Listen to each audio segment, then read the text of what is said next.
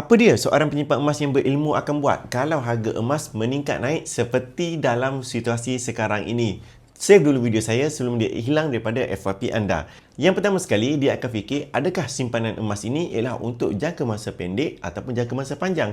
Kalau simpanan anda itu ialah untuk dalam jangka masa panjang, iaitu 2 tahun dan ke atas, jangan risau, beli dan simpan lagi emas. Sebab apa? 2 tahun lagi, 3 tahun lagi, harga emas confirm akan jadi lebih mahal daripada hari ini. Yang kedua, penyimpan emas yang berilmu, dia akan fokus kepada pertambahan gram berbanding dalam pertambahan RM. Sebab apa? Dia ada matlamat yang tersendiri untuk simpan emas. Contohnya, 1 dinar sebagai simpanan kecemasan untuk 1 bulan gaji. Ada 3 keping dinar seperti ini, boleh dijadikan sebagai simpanan kecemasan sebanyak 3 bulan gaji. Ataupun 5 dinar seperti ini yang boleh dijadikan sebagai dana untuk bawa pergi haji dan juga umrah. Ataupun ada 100 gram seperti ini yang boleh dijadikan sebagai dana persaraan. Jadi dia akan fokus kepada pertambahan gram dia. Dia akan tengok berapa gram yang telah dia ada sekarang dan juga berapa gram lagi yang tak cukup sebenarnya. Jadi dia akan kejar gram tersebut tanpa tengok harga emas. Sebab apa? Harga emas apabila dia simpan lebih lama nanti confirm akan lebih naik lagi.